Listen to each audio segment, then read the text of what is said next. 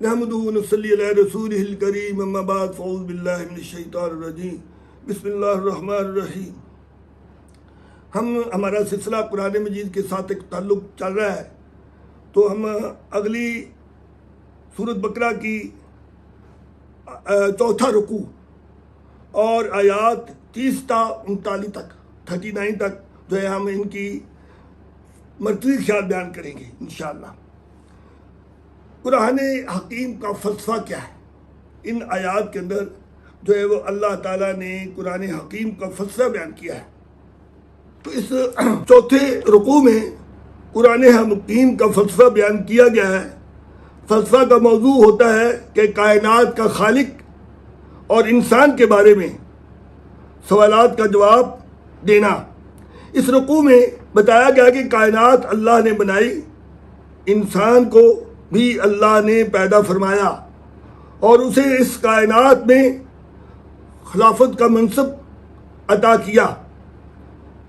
تسخیر کائنات کے لیے اسے علم کی دولت سے سرفراز فرمایا اور تمام فرشتوں اور ابلیس نامی جن کو اس کے سامنے سجدہ ریز ہونے کا حکم دیا۔ ابلیس نے ایسا کرنے سے انکار کیا۔ اللہ نے حضرت آدم علیہ السلام کو آگاہ کیا کہ دنیا میں ابلیس ان کی نسل کو اللہ کی نافرمانی کی طرف راغب کرے گا۔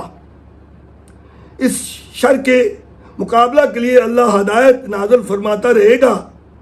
ہدایت پر عمل کرنے والے کامیاب اور اس سے رخ پھیرنے والے عذاب کا شکار ہوں گے۔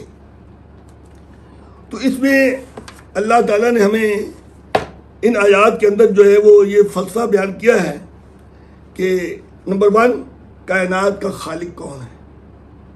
ہر طرف سے یہ آواز اٹھے گی کہ اللہ۔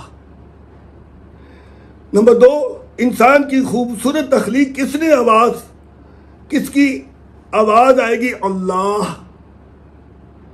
نمبر 3 اس انسان کو خلافت کا منصب عطا کیا، آواز آئے گی اللہ۔ کیونکہ زندگی تو چرند پرند حیوانات گزارتے ہیں لیکن ان کے اندر خلافت کا تصور موجود نہیں ہے۔ ہمیں یعنی انسانوں کو ایک ڈسپلن زندگی گزارنے کا طریقہ ہدایت عطا فرمایا ہے، اسی لیے حساب کتاب ہوگا۔ کامیاب زندگی اور ناکام زندگی کا نام دیا گیا ہے۔ اس قرآن میں اللہ تعالیٰ نے علم دیا، سب سے بڑی نعمت تھی جس سے تسخیر کائنات ہوئی۔ اللہ تعالیٰ نے سب سے بڑھ کر ہمیں اس علم کی وجہ سے جو ہے فضیلت دی۔ انسان کی عظمت کو بلند کیا، فرشتوں اور جنوں کو حکم دے کر سجدہ کرنے کا۔ قرآن سے بھی جو تعلق قائم کر لیں گے وہ بچ جائیں گے، ورنہ پچھتاوا ہی پچھتاوا ہوگا، حسرت ہی حسرت باقی رہ جائے گی۔ اللہ تعالی ہمیں اس دنیا میں رہتے ہوئے زیادہ سے زیادہ وقت اس قرآن کے ساتھ محبت پیدا کر دے، آمین۔ اللہ تعالی ہمیں اس قرآن مجید کے ساتھ جتنا ہم تعلق قائم کریں گے اتنی ہماری نجات ہوگی۔ ہمارے تمام مسائل کا حل قرآن مجید کے ساتھ ہے۔ تو اس کو ہم خاص طور پر بزرگوں سے میری درخواست ہے، بار بار میں یاد دہانی کراتا ہوں کہ ایک ہوتا ہے زندگی کا بچپن، یعنی پہلے سال سے لے کر 14 سال تک انسان کا بچپن گزرتا ہے۔ اس کے بعد اس کی جوانی کا دور شروع ہو جاتا ہے، وہ بھی 25-30 سال کے بعد اس کا جوانی کا دور جو ہے وہ جوبن پہ ہوتا ہے۔ اس کے بعد اس کو شعور آتا ہے، وہ دنیا کے اندر اس کو پہچان آتی ہے، وہ دیکھتا ہے اپنے نفع نقصان کو، پہچانتا ہے ہر چیز کو۔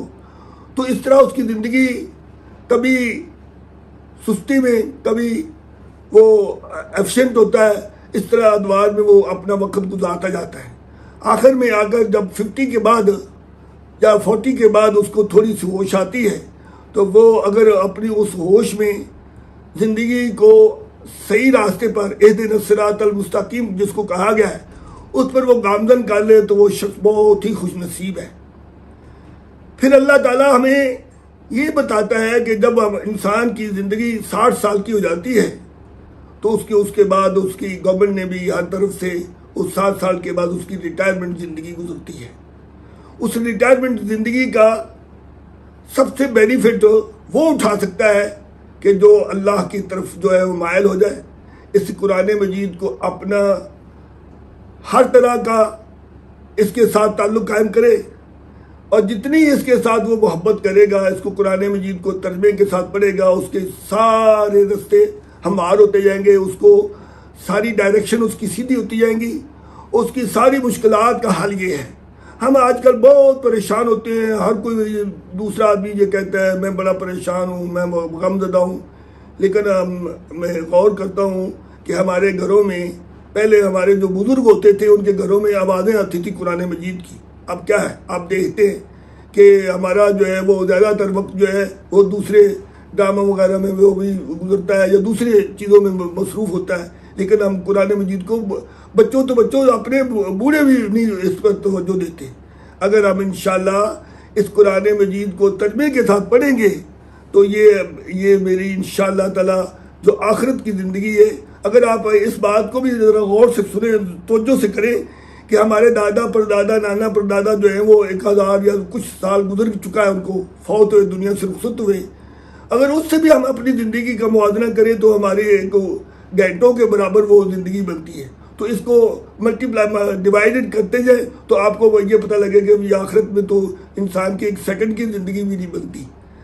اس لحاظ سے ہمیں وہ کامیاب زندگی گزارنے کے لیے میری سب سے درخواست ہے, خصوصی طور پر بوڑھے آدمیوں سے, ریٹائرمنٹ آدمیوں سے میری خاص درخواست ہے کہ وہ قرآن مجید کو پڑھا کریں. اب یہ میں نے آیات دی ہیں, اس کا قرآن مجید کو کھول کر اس کا ترجمہ پڑھیں, پھر آپ کو اور بھی لذت آئے گی, آپ کو ذرا شعور آئے گا, سمجھ آئے گی. انشاءاللہ ہم مل جل کر اس طریقے سے جو ہے وہ یہ قرآن مجید کے ساتھ محبت پیدا کریں گے تو ہماری نجات ہوگی.